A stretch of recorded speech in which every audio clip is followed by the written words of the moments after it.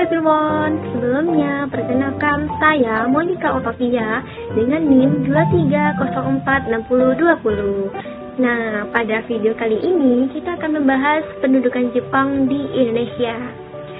Kalau seandainya Jepang gak pernah datang ke Indonesia, apakah kita tetap bisa merdeka di tahun 1945? Yuk bahas fakta sejarahnya. Nah, yang pertama kita akan melihat latar belakang kedatangan Jepang ke Indonesia. Tahu nggak sih sobat sejarah, kenapa Jepang bisa datang ke Indonesia tahun 1945? Nah, jadi ceritanya begini. Awalnya Jepang ikut Perang Dunia II dan ingin menguasai Asia lewat slogan kemakmuran bersama Asia Timur Raya. Tapi sebenarnya mereka cuma mau rebut sumber daya buat perang, termasuk minyak dan hasil bumi Indonesia. Makanya waktu Belanda kalah dari Jepang, Indonesia langsung dikuasai Jepang. Katanya sih mau memerdekakan Asia, tapi ternyata malah jadi penjajahan baru. Selanjutnya sistem pemerintahan pendudukan Jepang. Jadi waktu Jepang berkuasa, Indonesia dibagi menjadi dua wilayah militer. Yang pertama di bagian barat. Di bagian barat ini dipimpin Tentara Angkatan Darat ke-16, pusatnya di Jakarta. Selanjutnya di bagian timur dipimpin oleh Angkatan Laut kedua, pusatnya di Makassar. Semuanya diatur langsung dari Jepang dan rakyat gak punya kebebasan apapun. Tujuannya ya supaya sumber daya Indonesia bisa dikuasai buat kebutuhan perang. Makanya semua aktivitas waktu itu dikontrol ketat banget.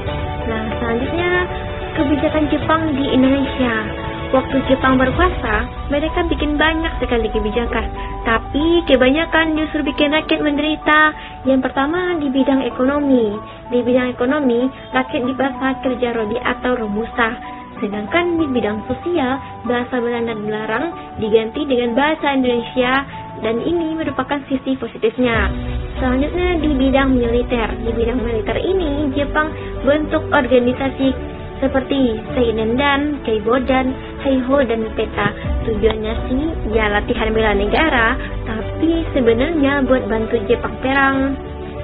Dampak kebijakan yang diterapkan oleh Jepang ini yaitu di bagian negatifnya kita bahas dulu ya.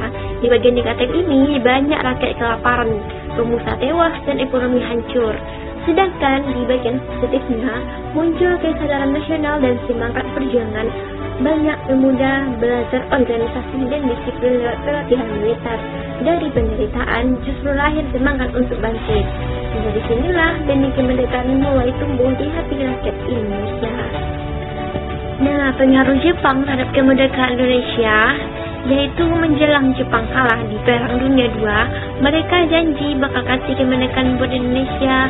Makanya dibentuklah PBUPKI tahun 1945 buat nyusun dasar negara, terus dilanjutkan dengan PPKI. Nah, organisasi itulah yang akhirnya melahirkan Proklamasi 17 Agustus 1945. Meskipun Jepang menjajah, secara nggak langsung mereka ikut membuka jalan buat kemerdekaan sejarah. Sejarah tuh emang gak selalu hitam putih kan. Nah, jadi begitu sobat sejarah pendudukan Jepang di Indonesia. Mungkin sekian untuk video kali ini. Saya Monica Otavia, pamit undur diri. See you and bye bye.